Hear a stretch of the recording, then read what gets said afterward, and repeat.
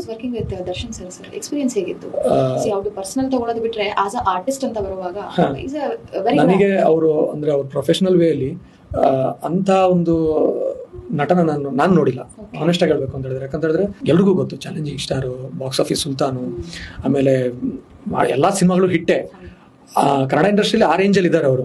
But recent ಆಗಿ ಒಂದ್ಸಲ ಏನಕ್ಕೆ ನೀವು ಅವ್ರ ಬಗ್ಗೆ ಕೇಳಿದಾಗ ನಂಗೆ ಇದೊಂದು ನೆನಪಿಗೆ ಬಂತು.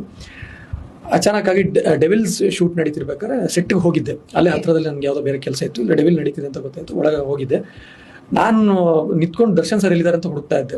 ಅವ್ರನ್ನ ಪಕ್ಕದಲ್ಲೇ ಕೂತಿದ್ರು, ನಂಗೆ ಗೊತ್ತಾಗಲಿಲ್ಲ. ಯಾಕಂದ್ರೆ ಅದ್ರಲ್ಲಿ ಸ್ವಲ್ಪ ಲುಕ್ ಎಲ್ಲ ಡಿಫ್ರೆಂಟ್ ಆಗಿತ್ತು, ಗೊತ್ತಾಗಲಿಲ್ಲ. ಯಾರೊಬ್ರು ಸರ್ ಅಂತ ಕರಿತಾ ಇದಾರೆ ನನ್ನ ಅಂತ ಹಿಂಗೆ ತಿರುಗಿ ನೋಡಿದ್ರೆ ದರ್ಶನ್ ಸರ್ ನನ್ನ ಸರ್ ಅಂತ ಕರೆದು, ಏನಪ್ಪ ಇಲ್ಲಿ ಏನ್ ಮಾಡ್ತಿದ್ಯಾ ಅಂತ ಕೇಳಿದ್ರು. ಇಲ್ಲ ಇಲ್ಲಿ ಇಲ್ಲೇ ಬಂದಿದ್ದೆ, ಇಲ್ಲಿ ಶೂಟ್ ನಡೀತಿದೆ ಅಂತ ಗೊತ್ತಾಯ್ತು, ನಿಮ್ಮನ್ನು ಮಾತಾಡ್ಸ್ಕೊಂಡು ಹೋಗೋಣ ಅಂತ ಬಂದೆ. ನೀನು ಅಂತ ನನಗೆ ಗೊತ್ತಾಗಿಲ್ಲ. ಅವಾಗ ನಾನು ಕಾಂತಾರ ಶೂಟಲ್ಲಿ ಇದ್ದೆ, ಸೊ ಈ ಲುಕ್ಕಲ್ಲೇ ಇದ್ದೆ.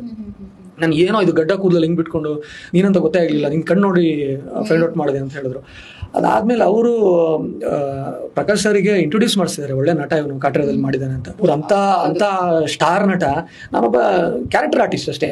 ನನ್ನನ್ನು ಹೋಗಿ ಇಂಟ್ರೊಡ್ಯೂಸ್ ಮಾಡಿಸಿ ಕೊಡೋವಂಥ ಅವರ ಮನೋಭಾವನೆ ಇದೆಯಲ್ಲ, ಅಷ್ಟು ಸಿಂಪಲ್ ಅವರು. ಅಂದರೆ ಅವ್ರ ಪ್ರೊಫೆಷನಲ್ ವೇಲಿ ಅವರು ಎಷ್ಟು ಗುರ್ತಿಡ್ಕೊಳ್ತಾರೆ ಅಂತ ಹೇಳಿದ್ರೆ ಮನಸ್ಸಿಂದ ಯಾವತ್ತೂ ಅವರು ತೆಗೆದು ಹಾಕಲ್ಲ.